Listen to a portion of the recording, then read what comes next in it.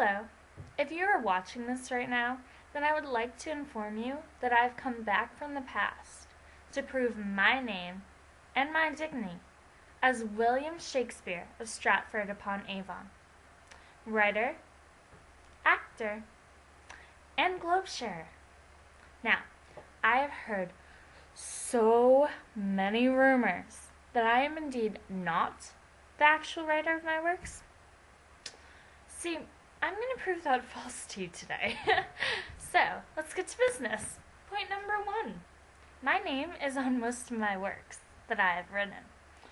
Now, I can see how people out there can come to the conclusion that since my name isn't written on all of my works, it means I in fact didn't write them. Which isn't true, because back in my time, before the 1600s, it wasn't manly to write a playwright, so most playwriters that were men at that time left their plays anonymous.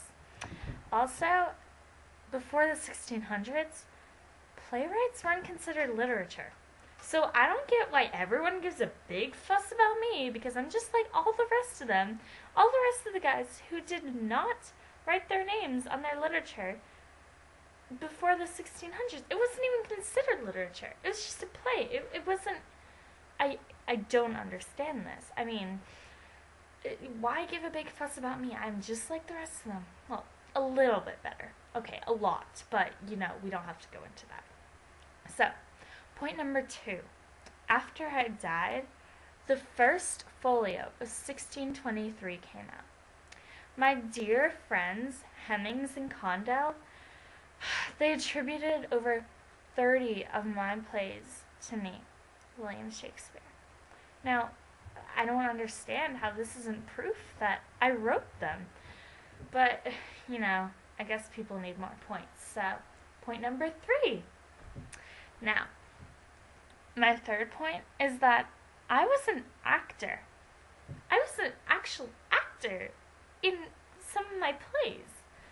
I performed for my plays. I don't understand how this doesn't prove that I actually wrote them. Also, the Globe Theater, where I performed a lot of my plays, well, I was a shareholder. I was an actor there, and I was fortunate enough to become a Globe share. I had a sharehold of the Globe Theater. It was fantastic, actually. So, point number 4, my education. Sadly, I was a middle-class man, but I didn't have the money to go and get this superior education that people think is why I'm actually not the author of these works. But I hope you realize that my education, it was pretty decent. It was good enough for me to actually write everything and learn everything I need to know from this. For example, at school, we learned Latin and classic literature and public speaking and persuasive writing. We learned everything we needed to know. And my final point number 5, is that even though I didn't go to foreign countries, the knowledge was accessible. I mean, okay, so I didn't actually experience it firsthand, but I could have read books about foreign countries, and I could have even talked to people that had been to foreign countries.